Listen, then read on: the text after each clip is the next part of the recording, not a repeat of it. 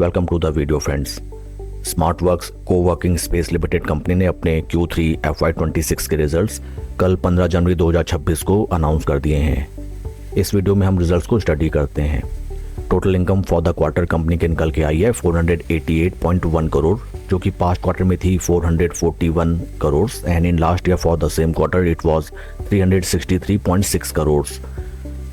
Total income में quarter on quarter हमें 10.7% की इंक्रीमेंट, जबकि वाई ऑन वाई बेसिस 34.25% की इंक्रीमेंट दिखाई देती है। ऑन एक्सपेंसेस साइड कंपनी के total expenses for the quarter निकल के आए हैं 486.5 करोड़, जो कि पास्ट क्वार्टर में थे 445.4 crore and in last year for the same quarter these were 385.9 crore. Total expenses में हमें क्वार्टर ऑन क्वार्टर 9.24% की इंक्रीमेंट, जबकि वाई ऑन वाई बेसिस 26.09% की इंक्रीमेंट दिखाई देती है। ऑन पैट साइड अगर देखा जाए कंपनी का प्रॉफिट आफ्टर टैक्स निकल के आया है 1.24 करोड़, जो कि पास्ट क्वार्टर में था loss of 3.13 crore and in last year for the same quarter it was loss of 16 crore. PAT figures में हमें company both sequential quarter on quarter and year on year basis extreme loss से considerable profit में आती हुई नजर आई है, जो कि काफ़ी पॉजिटिव न्यूज़ है। And EPS for the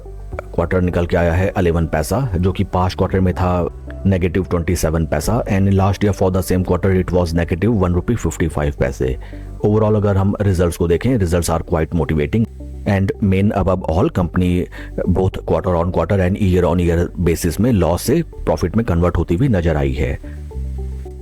share के टेक्निकल चार्ट पैटर्न को अगर हम देखें, राइट नाउ हमें नजर आता है दैट स्टॉक ने जो अपने हाइज लगाए थे in the month of November 2025, right now stock हमें उन प्राइस लेवल से अराउंड 22% के ड्रॉडाउन में ट्रेड करता हुआ नजर आता है। इन technical terms right now stock हमें अपने 20 डे मूविंग एवरेज के टाइट कंसोलिडेशन में ट्रेड करता हुआ नजर आता है, 50 डे मूविंग एवरेज के नीचे ट्रेड कर रहा है एंड साथ ही साथ हमें स्टॉक में हायर लोज का फॉर्मेशन भी बनता हुआ नजर आता है। This is first low and this is second low and second low is higher than the first low. It represents that slow and steady जितना भी ये हमें पास्ट में सेलिंग प्रेशर दिखाई दिया, वो धीरे धीरे सभी बायर्स उसको अब्जॉर्व करते हुए नजर आते हैं and stock is looking something like that getting ready for a new leg of price appreciation. Share को अगर हम कंपेयर करें विद निफ्टी 50, यहाँ पे हमें नजर आता है that right now stock is trading below its zero levels, जो कि रिप्रेजेंट करता है that over a longer duration of time stock base Nifty 50 index को अंडर परफॉर्म कर रहा है। एक बार स्टॉक थोड़ा टाइम कंसोलिडेशन के साथ अगर जीरो लेवल्स के ऊपर चलने लगे then it will definitely generate alpha and good returns can be expected from this stock. इस स्टॉक में अगर आपकी एग्जिस्टिंग पोजीशन है या फिर आप नया इन्वेस्टमेंट करने का डिसीजन लेना चाहते हैं, then basic points to note out that आपको कोई भी position just based on any corporate news और एक्शन और just based on good quarterly results नहीं बनानी चाहिए, because many time it happens that इतना स्ट्रॉन्ग कंपनी ने रिजल्ट पोस्ट किया है दैट स्टॉक में हमें for a shorter duration of time अच्छी खासी इंक्रीमेंट देखने के लिए मिले, बट ऊपरी लेवल्स में हमें नहीं बोलना चाहिए कि पंप एंड डंप का गेम मोस्टली खेला जाता है। बिग प्लेयर्स अपनी पोजीशन को लगातार चॉक आउट एंड मेंटेन करते रहते हैं and many time it happens that stock ऊपरी लेवल्स में ओपन होता है, but with in same trading day या फिर after a few trading days stock में हमें अच्छी खासी गिरावट आती हुई नजर आती है। So what we can do that, let me clear it, what we can do that we have to wait patiently, suppose something like that stock ऊपरी लेवल्स में थोड़ा सा टाइम स्पेंड करके यहाँ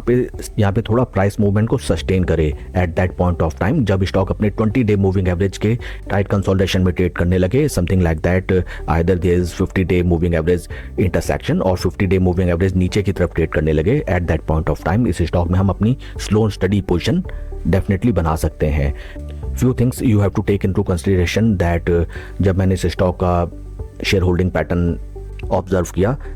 since it is a newly listed company, यहाँ पे हमें number of retail shareholders में काफ़ी ह्यूज डिप दिखाई देता है, जो कि सितंबर क्वार्टर में है 24,000, उससे पहले 1,50,000 एंड FIS का ऑलमोस्ट यहाँ से हमें एग्जिट होता हुआ नजर आता है, जो कि 16.5% से रिड्यूस होकर लेस देन 1% रह गया है एंड नॉन इंस्टीट्यूशन ने अपनी अच्छी खासी इस स्टॉक में पोजीशन इंक्रीज की है। इन सब बातों को ध्यान में रखते हुए आपको कोई भी इन्वेस्टमेंट डिसीजन का प्लान चॉक आउट करना चाहिए। That's all for the video friends. God bless and always see you at the top. Thank you.